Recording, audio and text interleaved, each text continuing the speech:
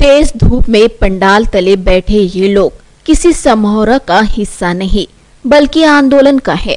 दरअसल महाराष्ट्र जीवन प्राधिकरण अधिकारियों और कर्मचारियों ने यह राज्यव्यापी सामूहिक आंदोलन छेड़ा है और मुद्दा गरमाया है वेतन एवं भत्ते का दायित्व शासन ने स्वीकारे।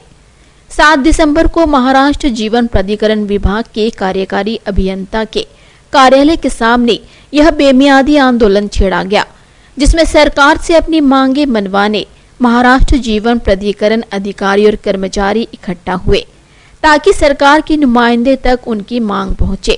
अपनी मांगों के बारे में आंदोलनकारियों ने मीडिया कर्मियों को जानकारी दी।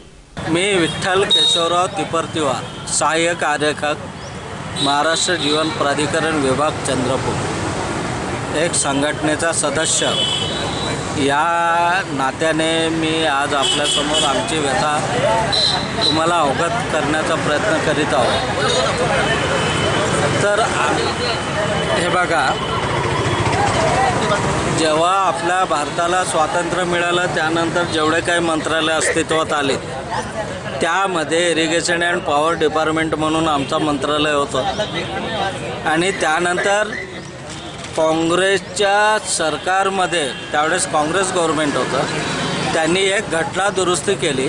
पाणी पुरवठा, रस्ते, आरोग्य यांची सुविधा स्थानिक स्वराज्य संस्थांनी करायला पाहिजे। ठीक आहे, तर माझं म्हणणं असं आहे आमच्या संघटनेच्या वतीनं का स्थानिक स्वराज्य संस्था 50 घराचं एखादं ग्रामपंचायत असेल तर तिथे कुशल तंत्रज्ञान ते लावू शकतात काय?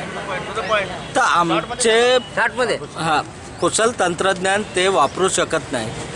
महाराष्ट्र शासनातच होतं, जसं महाराष्ट्र गव्हर्नमेंट अस्तित्वात आलं, महाराष्ट्र गव्हर्नमेंटचाच भाग होता आमचं डिपार्टमेंट पब्लिक हेल्थ इंजिनिअरिंग म्हणून 1979 असणं आम्हाला बोर्ड म्हणून बोर्डमध्ये टाकण्यात आलं आणि माननीय मंत्री महोदय हे या बोर्डाचे अध्यक्ष आहेत आणि त्याच्यामध्ये असं केलं की आम्ही ज्या काही योजना करू त्याच्यात 17.5% लोड करून 17.5%मधनं आम्ही आमचा खर्च भागवायचा, आमचे वेतन भत्ते, रिटायर्ड लोकांचे पेमेंट्स वगैरे असं सगळं। त्याच्यामध्ये आता काय झालं की घटनादुरुस्ती झाली, त्याच्यामध्ये 73 आणि 74वी घटनादुरुस्ती, त्याच्यामध्ये ग्रामीण ज्या योजना आहेत त्या जिल्हा परिषदेने कराव्या आणि नागरी ज्या योजना आहेत त्या स्थानिक स्वराज्य संस्थेने, महानगरपालिका, नगर परिषदेने कराव्या, अशा आदेशामुळं आमच्याकडे कामं अगदी अल्प राहिली। त्याच्यामध्ये असं झालं की गव्हर्नमेंट आम्हाला असं म्हणते की तुम्ही प्रायव्हेट सेक्टरशी कॉम्पीट करा, त्यामुळे आमचा ETP जो 17.5%वरती आमचं जे काम चालायचं आहे ते आता 9%, 4%वरती येऊन ठेवलं। तर त्याच्यामध्ये रिटायर लोकांचे पेमेंट्स आणि इतका मोठा स्टाफ 7, 7.5, 8,000 लोकांचा स्टाफ आहे, ज्यांचं सगळं भागवणं मुश्किल झालं आणि आम्ही करतो जे कामात सगळे गव्हर्नमेंट शासनाचे नियम आम्हाला सगळे लागू आहे,